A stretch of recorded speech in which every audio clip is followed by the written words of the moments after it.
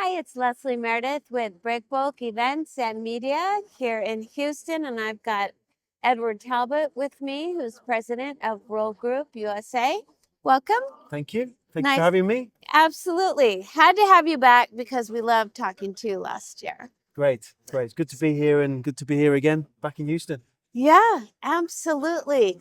So, tell me, we've had several panels today about the fleet. What's your view on supply and demand as far as shipping goes right now?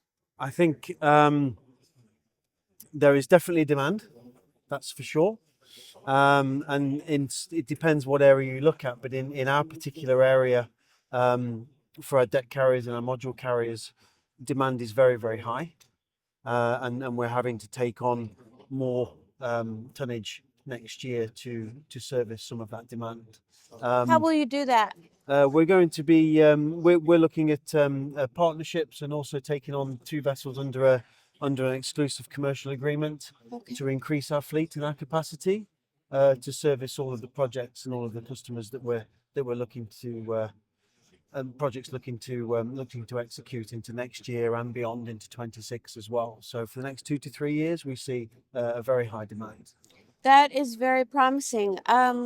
What now are those mostly modules that you're planning Mostly on? modules on the deck carrier side that we're Yes. looking at. We're taking on an MC class and a medium sized deck carrier as well. In terms of supply, there are still not so many new vessels in that particular sector coming online for various reasons. Obviously, inflation, cost of borrowing is high. There isn't so much appetite from banks to finance some of the new builds, and actually the new build price has probably never been higher as it is now. Right. I heard this morning from someone, yeah, maybe twice as much to build a ship, cost of steel, Yes, correct. all kinds of factors that are pushing price. I think there's a various perfect storm of factors that are contributing to it. Obviously, in certain areas, certain carriers and certain owners will be able to directly fund or find ways around that and are building. But I think the finite number of vessels in our sector is not going to radically change in the distant future. So the demand is still going to be there. We are almost fully booked for the next year. So we're having to take on more to be able to satisfy quality problem. That's what I call that. It's a good problem to right? have. Yeah. But we need to move and we need to do something about it to be able to satisfy the customers that we have. So exactly. Increasing our asset base, increasing our footprint both geographically and also locally here is what we're trying to do to make sure that we keep up with the demand and we keep our market position intact and grow it as well. Yeah, absolutely. So, for those who are looking at sort of the bigger picture beyond carriers themselves, what sectors are driving project cargo business, including modules, and where?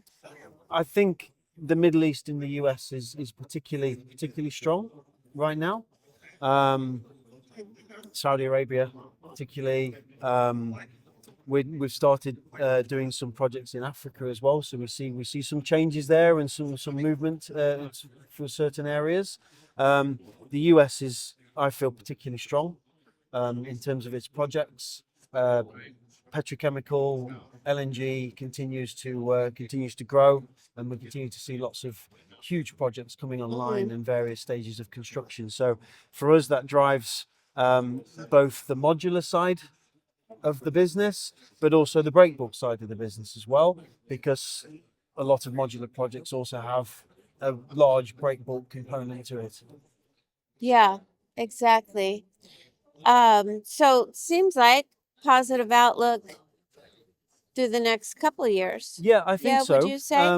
We've been really trying to make sure that our asset base and our talent base as well is positioned for the next few years. Our strategy is to obviously to have sustainable talent within our business, but also sustainable market position in terms of how we can support the customers and also demands in the markets that we're serving.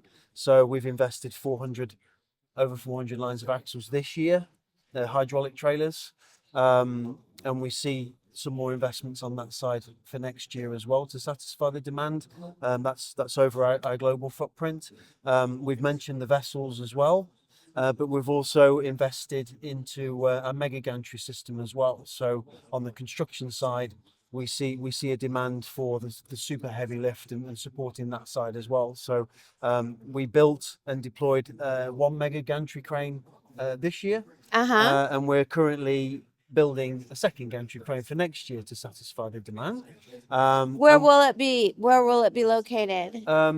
Far East and the Middle East at the moment, and we're hoping to bringing it onto US soil soon.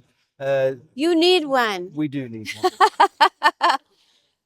When we get it is when we'll get it, and we'll bring it in to meet the demands of the projects as well.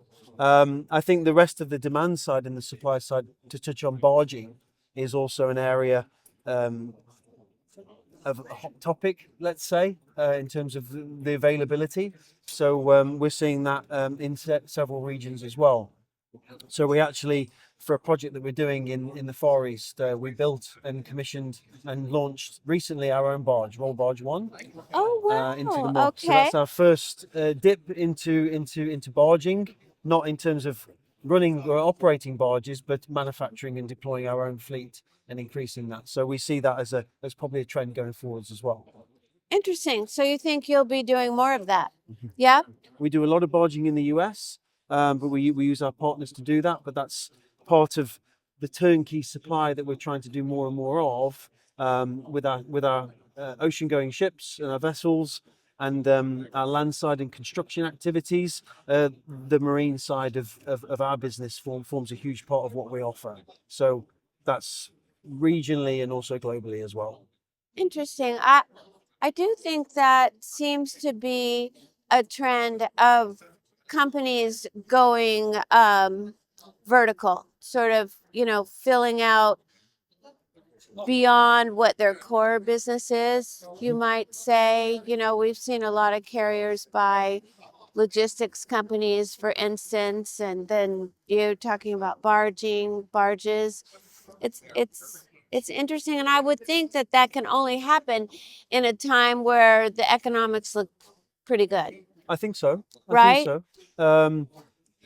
If you throw into there some of the geopolitical situations and circumstances that are happening that are giving rise to some of the shortage with, for example, the Red Sea area. Yes. and bypassing through the Cape of Good Hope for most vessels, I think all vessels now, that's set to continue probably well into next year and maybe beyond as well. Yes. So, journeys are getting longer.